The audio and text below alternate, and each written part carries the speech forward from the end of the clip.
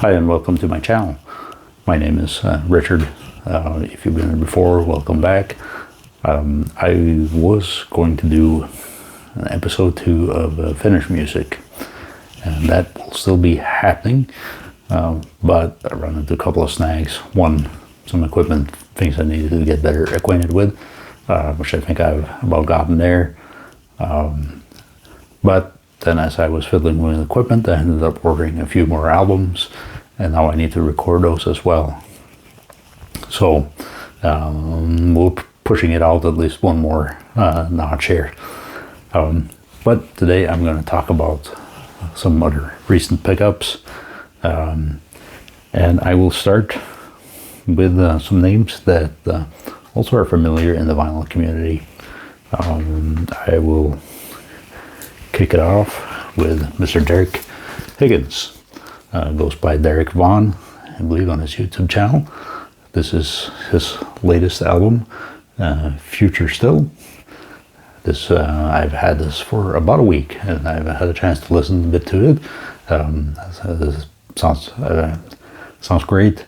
I believe on his Bandcamp website he says it's inspired by Caravan as well as Prince, and he also knows for musical references. He also notes the Missouri River, which is also all that not too far from where I live, and I know runs right through Omaha where Derek Higgins lives.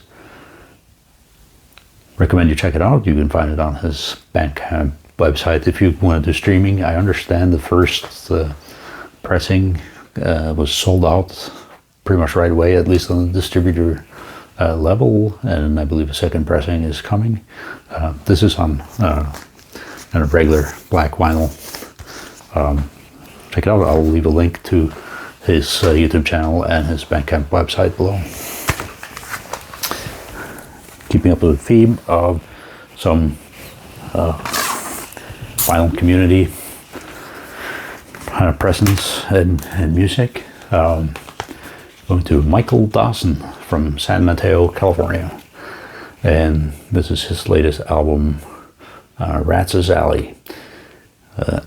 I bought it on CD. It is coming out on vinyl, I believe, towards the end of the month. It's August here. Michael Dawson is a multi-instrumentalist that I think he writes and plays. I think he plays everything on this album. Lots of different instruments, kind of experimental music. I get a Zappa experimental feel in part, and kind of also branches out into other, maybe what I think of as maybe Zappa experimental influenced music. Recommend it to check it out, certainly, if you think you would like some experimental take on it. I've listened. This is probably the album I've listened to the most in the last couple of weeks. I really enjoyed it.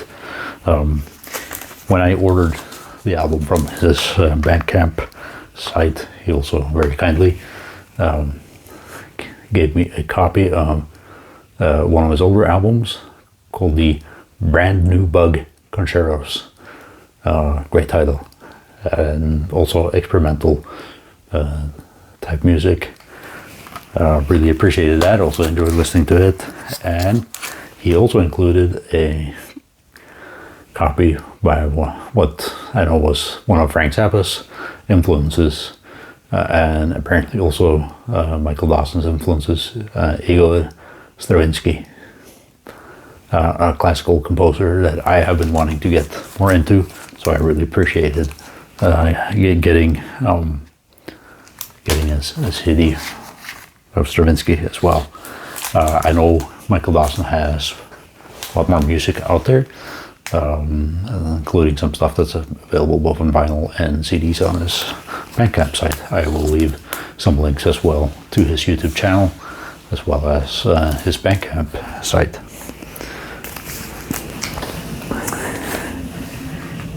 Then going into maybe the least shocking piece I'm going to show today, in some sense, at least in terms of category and where it's from, needs a little bit of a flavor of Norwegian progressive rock, and not lose my alleged job with the Norwegian Arts Council, which is just a joke. But the band name is Elds Mark. I believe I may have shown a CD some videos ago, but I was able to find this kind of Coke bottle glass, little green tinted clear color LP for a very reasonable price in the US. So I couldn't pass it up. This is, to me, great Scandinavian prog. It is, I don't know if it might be even both the Yuri guys that are behind this. Very kind of nature inspired, folk inspired. I think some have compared it to maybe someone could be in Canterbury-ish ways as well. It's on the Panchromatic label. It was released 2020, last year. I know it can be a little hard to get a hold of, perhaps on LP. I think easier on CD. And if you're interested in LP, you may try and contact the record label directly. Now, he was apprehensive about sending stuff to the US from Norway because of the shipping, but maybe that's different for Europe. Anyways, for those of you that are like Yuri, like Scandinavian progressive rock, I recommend you check in on this one.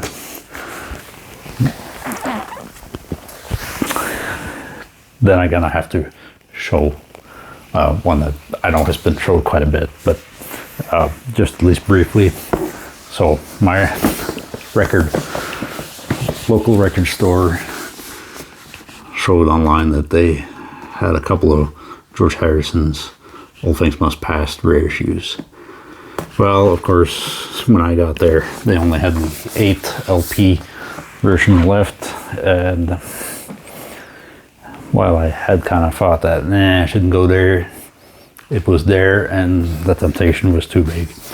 I'm not going to talk too much about all the albums on there. There's just mentioned there's three LPs that are the remastering of the studio album, and then 5 of extra materials. I would need to dig into those 5 really yet. Some have complained about the remastering a bit.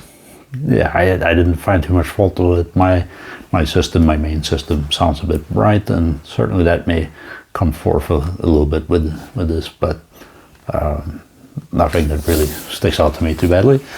Also, want to maybe more highlight the nice hardcover book that came with this box set with lots of nice photos, notes about the album, and scribblings of lyrics, and something I want to check more into. I quite like this book, and I gather it came also on some of the CD editions, though more as a booklet than a hard cover item. Then I thought also I'd mention I've been coming to the conclusion that I need to beef up part of my English part of the collection as well, and particularly some Canterbury scene music. My dad introduced me to some of it years ago. I, for some reason, never really ended up having a whole lot in my collection, so I had to remedy some of that. So I got a re-release of Camels Mirage album. I think maybe the 2019 or so re-release. Really enjoyed this album. And I think there will be more Camel in the future. We'll have to see where to go next on that. Any recommendations? I'm always up for something in the comments. I also got this Caravan album, In the Land of Grey and Pink. Really enjoyed this one, particularly the B-side, kind of more lengthier, more instrumental tracks. And so I think there will also be more Camel in the future. Now, I'm sorry, Caravan in the future. Now I know Caravan is coming out now with, I think it's a 37 disc CD and DVD or Blu-ray box set for, I think it's like $440 or something like that. It may be a wee bit much, but so I may do a little slower take on the vinyl collection instead. Also up for recommendations if someone has a suggestion for the next 1 or 2 Caravan albums, one I ought to check into. Then I will take a little Swedish detour. The band name is Yuri Gagarin. This is their album, The Outskirts of Reality, on the K2 label. This is a Swedish label. So they're label mates of Agusa, also contemporary Swedish progressive rock band, which incidentally now you can pre-order the next Agusa album if you can at least get to there from their Facebook page on how to pre-order.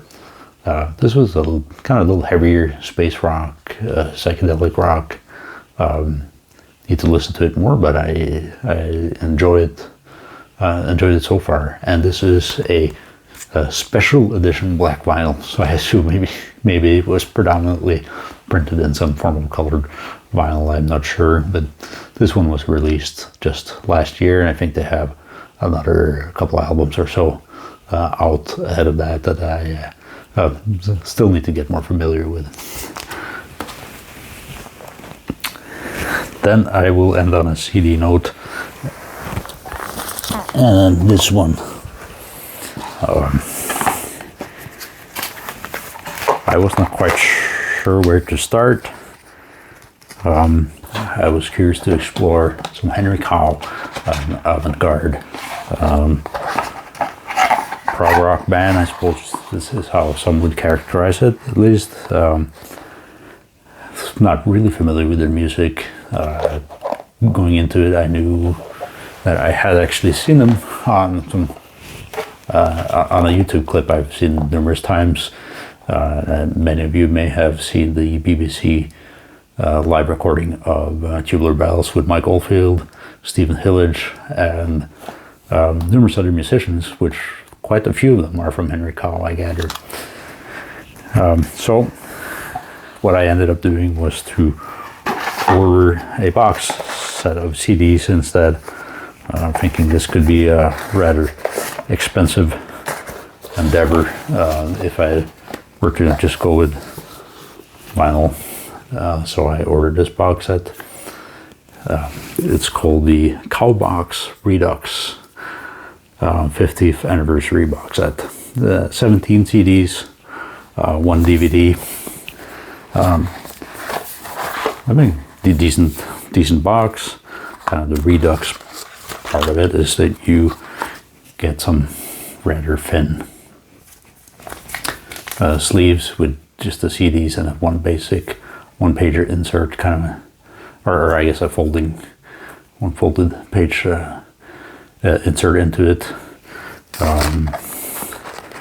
and then in addition to that, you do get some three separate booklets with photos of the band and lots of notes. Anything about the albums and bands, and you probably want to make sure you have the right reading glasses around to catch all that. But anyways, I am still very much just started working my way through this box set. It might be a bit too avant-garde for many, but I find it interesting, an interesting listen. I'll just show some covers here. Many of you, I'm sure, can recognize the front cover of a sock that I think appears in a few other albums. There's also live material in here, including, among other things, a concert in Trondheim, Norway. There's a double CD of that in here. You also have a concert from Bremen in Germany, from Hamburg, Gothenburg, and Stockholm, many places. I think maybe some more unique things too, like this one, called A Cow Cabinet of Curiosities. So I look forward to digging into this box set further. It's really quite reasonably priced. It's for the amount of music you get. Again, yeah, not the most elaborate kind of layout or presentation of the box set, but still you get a lot in here. I thought I would end on maybe a more practical note. So as I still order CDs, as you can see behind me, I see there's more and more digipack CDs out there, and those really doesn't have the best shelf life. Did quickly get some shelf wear and trying to avoid that, so I have been on the hunt for some sleeves, also for my digipack CDs in particular. And what I have ended up with so far are these 1.6 millimeter Problem sleeves from Sleevie Wonder. No copyright issues there, I'm sure, but these are resealable bags. They seem to work pretty good for protecting the digipack CDs I have. Unfortunately, they can about tackle the thickness of a jewel case, if you will, and not much more than that. I do have some double CD albums and triples that are just about a little bit too thick for these sleeves. I've been trying to find some good options, ideally something that's sealable, but could be open top, I suppose, for double albums. Always curious if anybody would have a take on a good product out there for just plain thickness CDs or like thinner digipacks. I think these will do a good job. That's what I had to show today. I hope you enjoyed seeing some of this music. Again, I love your comments on music that you're familiar with, or if you see a natural extension of any of the music I have shown and where I should go next. That would be great. I hope to be back in not too long here with Finnish Progressive Rock episode 2. I hope you're all doing well, and I had a nice summer. Still hot and muggy here where I'm at. This week I think we've seen 90-some degrees Fahrenheit, so into the 30s degrees Celsius, and 80% humidity at times, which is not necessarily what this body is built for. But then I have air conditioning and a basement and music to listen to, so not complaining here. Well, that's it for me for now. Take care, everyone. Thank you. Bye.